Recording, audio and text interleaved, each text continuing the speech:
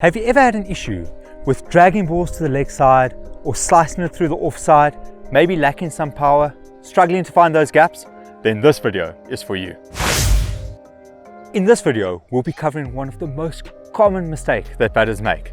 You may not even know that you're doing it yourself, and this is utter bottom hand dominance. We'll show you some drills, tips, and cheats that can help you fix this issue. So stick with us to the end of this video to help improve your batting. We'll start by rapid firing some boring drills your way. Before we get to the good stuff, the easiest natural drill to fix bottom hand dominance is to improve your top hand strength by doing some single arm drives. By doing this, we ensure that the top hand needs to do all the work with a nice strong top wrist, improving its strength and consistency through the line of the ball.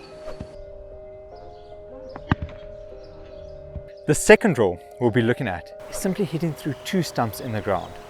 Yeah, we just want to make sure that we keep the top wrist locked, preventing the bottom hand taking control while keeping our shape through the channel. Make sure to keep the full face of the bat forward at all times.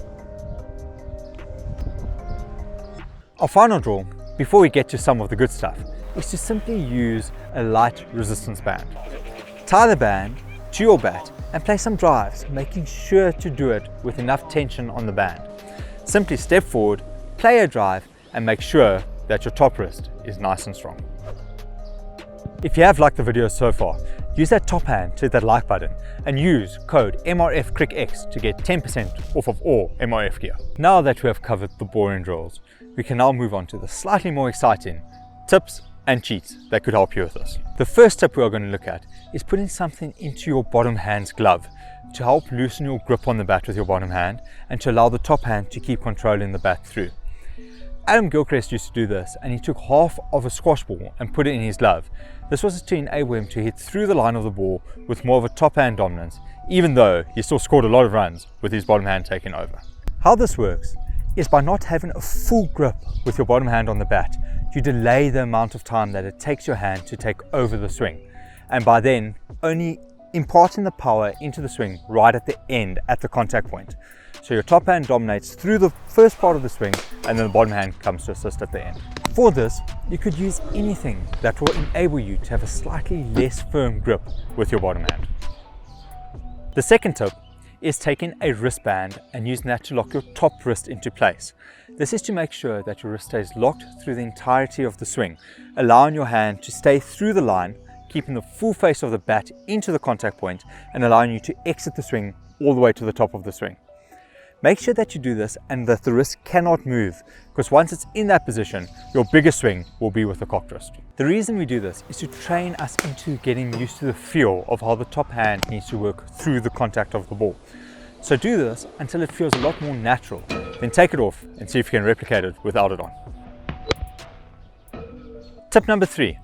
For this one, we're going to be focusing on the back half of our body, making sure that the back elbow is not tucked into the body and slightly away while having a nice relaxed shoulder in it, because you want to be tense when you're playing cricket.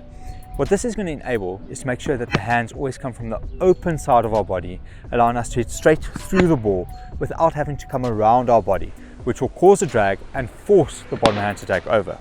Again, for these straight bat shots, we really want to have that top hand focus through it. Also, with having the elbow out a bit, it is going to help promote a bigger swing, which is going to enhance our power and help us make more runs. A natural side effect of the elbow being slightly away from the body and the back shoulder being relaxed is that you can't white knuckle the bat and grip it too firmly, which would force the bottom hand to take over.